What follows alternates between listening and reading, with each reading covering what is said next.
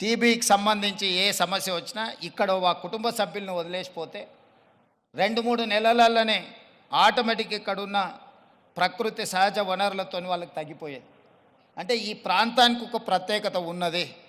అందుకే ఈరోజు జిందాల్ లాంటి వాటికి ఎక్కడికో వెళ్ళడం కాదు, ఇక్కడనే పెద్ద పరిశ్రమలకు సంబంధించిన వ్యక్తులు తొందరలోనే ఇక్కడ పెద్ద ఎత్తున ఏర్పాటు చేయబోతున్నారు వికారాబాద్ ప్రాంతంలో.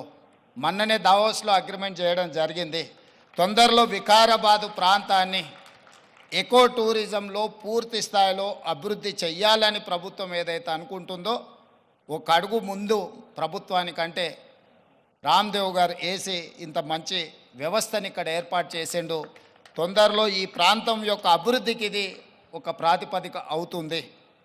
అందుకే ఈరోజు ఈ నిర్వాహకులను రామ్దేవ్ గారిని మనస్ఫూర్తిగా తెలంగాణ రాష్ట్ర ప్రభుత్వం అభినందిస్తుంది. ఇంకా రావాలి ఇట్లాంటి పర్యాటక క్షేత్రాలు.